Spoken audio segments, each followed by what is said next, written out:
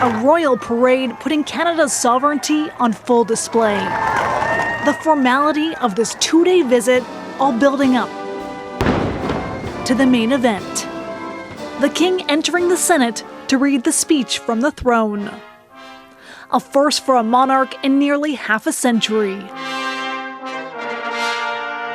King Charles met by a chamber full of senators, former governors general, and past prime ministers, then opening his speech on a personal note. Every time I come to Canada, a little more of Canada seeps into my bloodstream, and from there, straight to my heart. In his own words, his own subtle way, the King affirming Canada's autonomy against a backdrop of American threats.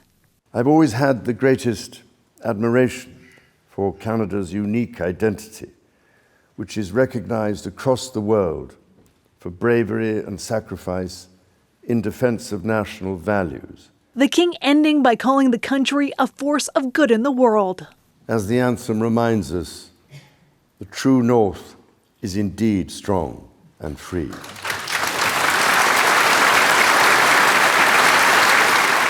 Everybody was applauding, and nobody was stopping. I thought we would have clapped in there for 5 minutes. That's a powerful message, like I said, not only for our friends down south, but around the world. It's a celebration of a history. The history that sets Canada apart. We are not Americans, and we don't feel we have to tell people that, but it was just very clear what is distinct about our national identity. Then a few hours later, Trump revived his repeated taunt for the first time in weeks.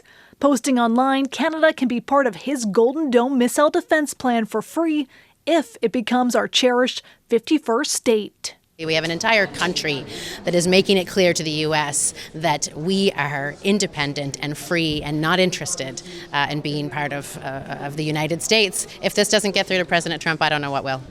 While the King's presence sent a message, the speech also laid out the government's priorities, including a middle-class tax cut, more housing, more spending on defense, but the Conservatives say the details are missing. No specific plans to get anything done, even though, as the Prime Minister has said, we are in a crisis to break our dependence on the American economy. So, Ashley, tonight the Prime Minister's office, as I understand it, is responding to Donald Trump's post. Adrienne, this is the first time since Mark Carney visited the White House that Trump publicly brought up Canada joining the U.S. And in a statement tonight, the Prime Minister's office said they've been clear with Trump that Canada will remain an independent nation and that Carney and his ministers are continuing to have wide-ranging talks with Washington, including on initiatives like the Golden Dome. Okay, Ashley Burke, thank you, as always. Now, during the speech, King Charles recalled some of the major world events of the last 7 decades and said Canada is at another critical moment. Democracy, pluralism, the rule of law, self-determination, and freedom are values which Canadians hold dear, and ones which the government is determined to protect. The system of open global trade that, while not perfect, has helped to deliver prosperity for Canadians for decades, is changing. Canada's relationships with partners are also changing. He went on to say Canada is facing challenges, quote, unprecedented in our lifetimes. So that message about changing relationships, clearly a nod to the U.S. president.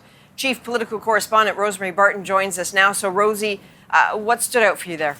Listen, Adrienne, in the excerpt you just heard, that was part of what the Prime Minister's office wrote and wanted the King to deliver. And in that way, it was an extraordinary moment for this country, for the King of Canada, someone who is not supposed to be political or partisan, to agree to lean into that language about Canada's sovereignty, identity, and values, and to repeat that line you saw off the top there, the true north, strong and free, knowing full well who the intended audience is. That was a very significant moment in this moment. And the King's introduction, written by the palace and him, did some of that too, recognizing Canadians have a new sense of patriotism. And whether you are a supporter of the Royals or not today, you were at very least reminded of Canada's history and traditions, and critically, Adrienne, its differences. Absolutely. So the throne speech officially opened Parliament, but so much is coming next. What is next for the government? Well, certainly no lowering of expectations. We didn't hear that today. In fact, quite the opposite. And we will see in short order some of that legislative agenda to put the action behind the words we heard today. The vote on the speech from the throne, which is the first confidence vote for the government, will take place next week on June 4th. And tomorrow, and this is an important milestone too, the Prime Minister will face another challenge, his very first question period. All right. Thank you, Rosie. So Rosie will be back with the At Issue panel.